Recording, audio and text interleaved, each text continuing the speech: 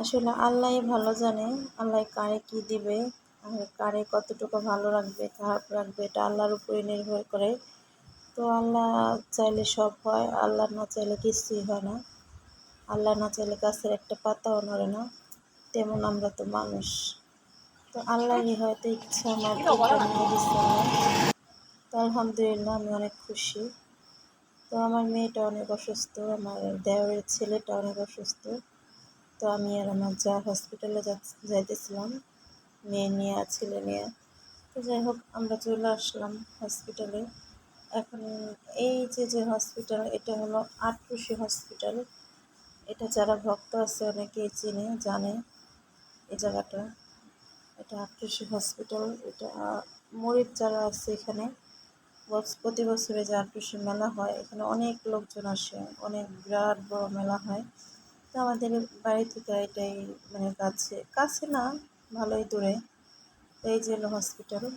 তো আমাদের হয়ে গেছে এখানে ডাক্তার দেখায়। এখানে প্রচণ্ড রোদ ছিল, তো কিছু ঠান্ডা খাওয়ার জন্য আমরা এক জায়গায় বসলাম।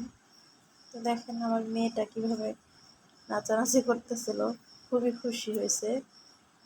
প্রচণ্ড গরম বাইরে। তো যাই হোক আমাদের খাওয়ার পরে আমরা কিছু দই গরম তো বাইরে বাড়ির জন্য নিয়ে আসছিলাম, তো সেটাই প্যাকেট করতেছিল। তো সেগুলাই আপনাদের সাথে শেয়ার করলাম। তো যাই হোক আমরা এখানে কিছু প্যাকেট করে নিছি। তো এখন আমরা যাবো মেয়ের মাদ্রাসায় আমার মেয়ের দেখতে।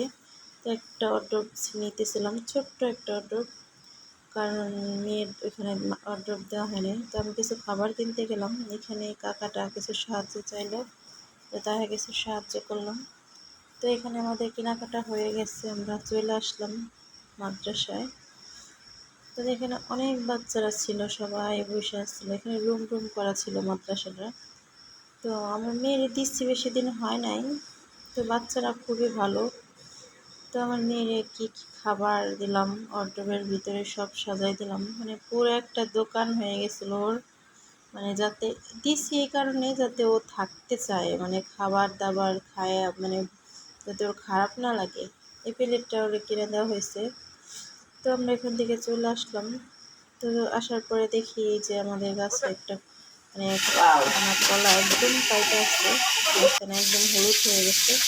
তো কলাগুলো পারলাম।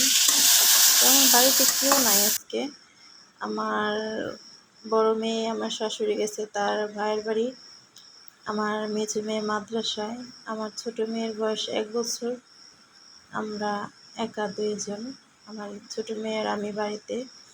তো রাত্রিবেলা ভালো লাগতেছিল না, কি করব, কেউ বাড়ি নাই, একা মানুষ। তো একটু তরকারি রান্না করলাম রাত্রির জন্য, ভাত রান্না করলাম।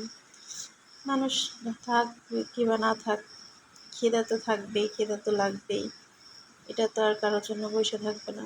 তো যাই হোক আমি সারাদিন কি করলাম আপনাদের সাথে সেটাই শেয়ার করলাম, জানি না আপনাদের কেমন লাগছে। তো সবাই ভালো থাকবেন, সুস্থ থাকবেন, নতুন নতুন ভিডিও নিয়ে আবার আসবো ইনশাল্লাহ। তো সবাই ভালো থাকবেন, আল্লাহ হাফেজ।